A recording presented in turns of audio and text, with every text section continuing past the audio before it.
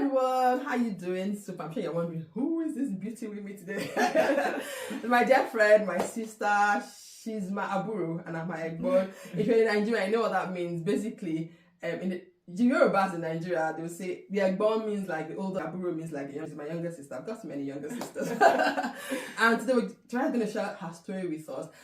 Just perfect time because it's the beginning of the year. A lot of us have dreams that some of us have been nursing this dream forever. We just put them under our cupboard. Some of us are afraid to start. Tara has a very great story to share with us today about really going for your dreams and achieving them. So I'm very positive they're going to bless someone here today. And if it's your first time, my name is Akbore and I'm really excited that you're here today. Don't make it your last. There's always something here to bless you every Wednesday. And for everyone of you that are doing me on this journey, thank you all so much.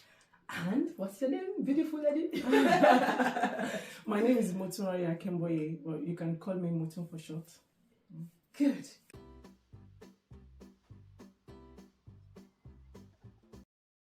Right, so Turayo here is a recent graduate. Let's say graduate. Well, like I'm finishing in January. You're finishing in January, yeah? This January, yeah? Yeah. And that's a master's degree you're doing in nursing. Now, before this degree, what were you doing before? How did you get to this point? I always like things from the very beginning. So if you take us back on your journey, how did you get to this point of your degree? Of my degree. I've been working as a healthcare assistant. In fact, I'm still a healthcare assistant. Oh, okay. Yeah. So for 9 years, I worked as a healthcare assistant before I made the decision to go on this journey. So you're working as a healthcare assistant. Is that something you always wanted to do? Oh no, far from it. Right. So if you got maybe like a degree, what did you study? In my first degree, I studied business administration. Business administration. So how did someone who read business administration, like how did you start being a healthcare assistant? Normally I love to look after people, but I never had the thought that I would have it as a career. And with the encouragement of a friend, because when I moved from Nigeria to the UK. Oh, okay. So you were in Nigeria before, okay. Yeah. Okay. So when I moved down to the UK, and as a result of childcare, I was looking for something to do that would fit into our situation. Okay. Yeah. So it was a friend who encouraged me that I could work as a healthcare assistant, and I just took it up. And I never knew that it was something I would enjoy. Yeah, so, and since that time I've been working as a healthcare assistant and on a night shift all the time so that I could look after the kids during the day. And, yeah. And just so you know, Teresa has 3 children. Yeah, so she's talking about childcare. She's got 3 children. So obviously, that childcare is one of the major things here in the UK. And just in case you're not abroad, maybe if you're back home in Nigeria watching somewhere else, childcare is really for us here, that's one thing that you have to consider in your career choices. Sometimes your finances and everything, these are big decisions in the family. So as a result of your childcare, you stumbled. Of course, stumbled, isn't it? Because it was not something that you wanted to do, isn't it? It was what was available. Let's put it that way. So, and you did that for 9 years, you said. Yeah, for 9 years. So, was it because you were in this? You're in a healthcare assistant. Was that when you started dreaming of being a nurse, or how did you go from being a healthcare assistant to not having a master's degree in nursing? I would say no. I never just thought that I wanted to be a nurse. Okay. At one point in my career as a healthcare assistant, people would encourage me. Oh, you're doing so well. You know. I'm wondering why you're not applying to be a nurse. I think it would be like my 3rd or 5th year as a healthcare assistant. I was like, oh, no, please don't bring that to me. I'm not ready for that. And by the time I thought, oh, I think I could do it, and I went to find out about how I could go about it, it was a big discouragement for me because I had to do access course for 1 year and then 3 years to do the BSc, and that killed my dream. I was thinking I could not give 4 years of my life to do that, and I was still in the process of having kids, so I was like, so it's too much. Yeah, so at one point I had my last child, and that was when I thought I could give it a go. But by the time I was thinking of giving it a go, somebody gave me very important information that I could do the masters, and I was like, masters, like I don't know anything. So as a result of the information, I applied for it. I checked every requirement, and I saw that I met the requirement, and I started. You started. Wow. You're making it look, I started. I'm sure it was not that easy. Like, that's like, because obviously you have 3 children. Yeah. You already had this whole childcare thing you're trying to figure out, and then you have this degree you're going to go for. Did you have any fears before you started? Yeah. And of course, even before I say anything, somebody would already be thinking about my fears. Childcare, of course. That was what? Yeah, because some of the requirement, I would say, even before you start the course, there were some requirement. Like, I didn't have to do the access course. So one encouragement for me was that the MSc was just for 2 years, and I was like, ooh, 2 years instead of 4 years. And I already found out that it was going to be an intensive time for me, and that was the second fear I had, apart from the family. Then the fact that I would not be able to work, so I started finances working. Yeah, so the finances, and again, my first degree was in Nigeria as well, so trying to understand how I would fit into the system. So it was, I can keep going. So much. But did you at any point try, like, just give in to the fears? There's no point really, because these things are too much. There's the financial commitment here, my children, my family. I had a degree back home in Nigeria. How do I get into this school system here? At any point did you just say, well, I'll just give up, there's no point? I would, because I'm a kind of person that I don't give up easily. Okay. So I really thank God for that. That was really helpful. Then good. I have good people around me, and you're part of those that encourage me as well. And of course, I just want to thank my husband. So because I was thinking, thank you, Mr. Andrew, a good man. I was thinking, I don't think I could do it, because my husband is always busy at work Monday to Friday. How could we do this? But those were the encouragement that I had. But I wouldn't lie, there was a point I thought, I don't think I could do it, but thank God, because of people around me, and with God's help, eventually went and started it. Oh, that's good. When you started it eventually, were there any challenges you faced other than the other ones? Like, you already had these fears, so you tried to do it even with the fears, conquered it, and started. When you started the degree itself, did you face any other challenges? Oh yeah. As I said earlier, the education system really different from back home. Yeah, so to do the assignments, I didn't even know how to start the first assignment, but with the good people around me, and then asking for help as well, really helped me, because I'm a kind of person, I don't keep quiet when I need something. So I asked around, and thank God some people were able to put me through. And then going for placement as well, because we have 4,600 hours that you have to complete to get registered, but you have to do 2,300 hours of placement. And this placement was meant to be like for 3 years, but because master's is for 2 years, so it was condensed. Yeah, so it was intensive for me, and a lot of challenges, and it was more about getting assignment done and the exam, the education, but and a wife, a mother. Yeah, how to balance my school life, family life, and of course I was working as well, still working. Yeah. So it was difficult, but with the help of my husband, it was thank really you again, Mr. Andrew. Like good husbands and good men. Supportive, yeah. And sometimes I will get home, the kids are already asleep, or when I'm leaving in the morning, the children are asleep, and I come back, they're still asleep. So out of my little free time, I would try and make it up to them. And sometimes I would have some sense of guilt as well, like not doing my responsibilities as a wife. But I just kept encouraging my children, and they also understood. I'm always trying to get something. And, of course, at some point, the challenges were too much for me to bear, but the word of God came to me, because that time we had to do placement together with assignments, preparing for exams. It was just too much. Like, there was no time. Monday to Friday, I would go to placement. Saturday, go to work. Sunday, go to church. And my life was just like that. So a point, I thought, of course, I was not going to give up. But then I just felt tired. But there was a word that came to me in John chapter 8, verse 12, when Jesus spoke again to the people. He said, I am the light of the world. Whoever follows me will never walk in darkness, but we have the light of life. And that word, I use it throughout the year 2022, that God, I am in your light and you always show me the way. And that word held me and is still holding me. Oh, that's good. Yeah. Oh, that's really good. Yeah. And you know, so it's God's word really, really.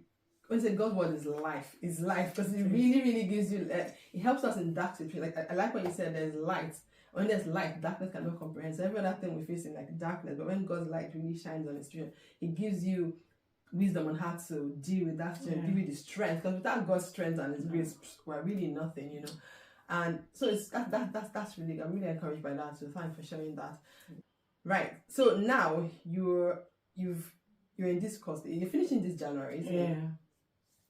How do you feel now? Like when you look about like nine years ago, healthcare assistant, and had I could possibly do nursing, and then eventually you've conquered those fears that in nursing, and like really seeing it like about to materialize now. How does it make you feel? Oh, so relieved, but at the same time, like the journey is just going to begin when I start to work. So that's where the career really starts. Or, you know, going to uni and all that. That was just like preamble of it, because it comes with lots of responsibilities to be a nurse, and this is when my prayer life is even more intensive. Like, God help me, because now they are counting on me to make decisions and things like that. Yeah, although I'm going to be a preceptive for like 6 months before I fully get to that. But I feel relieved, but then I still don't feel satisfied, because I think there are a lot of things to learn. So you're still learning. So basically, when you finish, you don't. It's just like you're still learning on the job. Yes, this is the start of the learning process. Oh, wow. Like proper learning process. So we're still learning. But obviously, like the degree is finished now. It's finished now. I'm not gonna be going for lectures again. So this is real life now, which is more challenging. So mixed feelings. I feel relieved, but at the same time, I feel like more challenges ahead. But I mean, you've conquered those challenges. You can conquer this one as well. That's the thing as a Christian. Like when you look at it, God has done it before. That's one thing about your faith. You look back and like, God, you did that before. If you've done that, you can do this as well. But I'm sure you will be very proud. Like, oh goodness, but me, I'm proud of you. Like, I knew how you started. Like, honestly, I knew all the challenges that you faced. I knew how difficult it was sometimes. We talk and. And I'm really, really proud. Well done. Having 3 children, doing something that's very intensive and tedious, and I mean, she's brilliant. I was like, well done. I'll give you your flowers. All the glory goes to God. Yeah. So someone is watching you now. There's a man, a woman, a girl who has a dream, a boy who has a dream, something they want to achieve, or just like you have fears, there's so many challenges, there's so many things, I don't think I'm ready. And they've been holding on to that dream like forever. This is another new year, 2024. Oh, maybe next year I'll start, but they're not ready to start. What will be your advice from your experience, from your journey? What can you advise such a person? First of all, I would say that it is normal for you to have fears. Good. When you want to start something, especially when it is something that you're not used to. For me, it was a new field for me, so I was really, really afraid. Like, if there is something more than being afraid, I was afraid. But the thing is that I just asked God to help me. First of all, I committed everything onto God's hands. Then the second one was that I had encouragement from my husband and also from friends and families as well. They encouraged me. Not that they were going to offer me the solution, because at some point I was like, so all of you encouraging me, now I need to do this. I'm wearing the shoes myself now. Are you going to help me with my assignments? Are you going to help me to do it? Nobody could really help me, but I had to look for people who could help me to do that. But their words of encouragement helped me, carried me on until I finished. So I would say surround yourself with people that would encourage you to achieve your dreams. Then that's very important, because some people are dream killers, to be honest. There's people you tell your dreams and they'll be like, You can't do that now. You with 3 children. There's something you have to like, I mean, keep being your healthcare assistant. People are too ambitious. You just be with 3 children. That's true. Be very careful who you tell your dreams to, because some people are dream killers. Yeah. So we need the spirit of discernment. Not everybody should know about your dreams. Yeah, exactly. And at the same time, you have to be mentally prepared as well. Because when I thought I was going to start the program, I realized that I was not mentally prepared for it because of the responsibilities that would come with it. So when I had my last child, that was when I thought, okay, now I think I am ready. Not that I was ready deep inside me, but I thought all my excuses of I'm gonna be pregnant again, or I'm gonna so what other excuse do I have? No, apart from taking care of the family. So which my husband said that I should go, God will help me. So make sure that you are mentally ready for it. And of course, sometimes you just have to face it because do it afraid. We just have to face it because challenges would always come. If it doesn't come in your career, it will come in one way or the other, and we just need to learn how to face it. And being a child of God, you even have more advantage. God is on your side. Yeah. God will never leave us, or forsake us. Always be with us. And then one last thing that maybe last year, I would say that do not despise anyone, because anybody could be of help to you. Because some people would think because you are doing the MSc, you don't need advice from people doing the BSc. That's a lie, because anybody can help you. So me, I just went on asking people questions, and I thought at some point that I was feeling like a nuisance, but then I knew what I wanted to achieve, so I just kept asking people. Yeah, and you have to be bold sometimes, even if you don't know. Be bold to even ask the question so that they know that you know what you're asking about. And if you don't know, you also don't have to pretend, because it is your level of knowledge that people will be able to answer you. Okay. Oh, that's like a sermon. Let's go. Pastor Motunrayo has preached. No, that's true. Like, I like so many things you said there. Do it afraid. There will never be a time in life where you will not have challenges. Why in this world, the Bible says there will be challenges, but you will overcome. That's God's. That's some people think if you're a Christian, there will be no challenge. There will always be challenges in life, but God will make you overcome. So whatever that thing you're running from, that excuse. And the thing is, if you're looking for excuses, you will always find them. There will always be excuses. And are those excuses valid? Yeah, they will also be valid. She has young children. She has to be a wife. She has to be a mother. Those are valid excuses. So you see, if there will always be excuses, but think about it. Is this goal, is this dream, do you really want to achieve it? You want to achieve it, then you have to just head on. This is the beginning of the year. There's no better time to start than now. Start today. That dream you've written in, that thing forever, that thing you've been running away from, start now. There's no perfect time. That's the honest truth. Just commit to the hands of God. Pray, God, this is my dream, this is my desire, this is something that God made every one of us for a purpose, something you've put in my heart, but I'm just being afraid. Do it afraid, and God will help you. You just want to take the first step. When you take the first step, He's there to help you all through the way. He's a good Father. He will not leave you stranded. He will always lead you. So that's Trial Story that really we did it. So I was like, I'm gonna be on your and so, funny enough, I just asked you and you really agree, because like I'm gonna ask her. So that's when you pray. I asked as well. I was afraid to ask, but I asked, like, can you just come? I want to interview you. And you see, she said yes. If anything, just this year, go for it. Go for it. Don't stop. What if I asked her? I asked her and she said yes. She said yes. So thank you so much. I really appreciate it. Thank you so much for the privilege as well. Thank you. And I really pray that this blesses you and encourages you to know that your dreams are valid and you can achieve them. You just need to start. And obviously be prepared. Don't just run. Don't just jump into things. Like you said, mentally prepared. Be prepared. But don't let fear hold you back. Okay? Good. And that's it. And I'll see you next week, Wednesday. And if this video has blessed you, please give it a like. Share to someone else that I think is going to bless as well. And if you haven't subscribed, I really don't know. I don't know. Tell them something to subscribe. Subscribe, please subscribe, and you'll be blessed. Thank you, bye. I'll see you next week Wednesday. Bye. God bless you. Bye. Bye.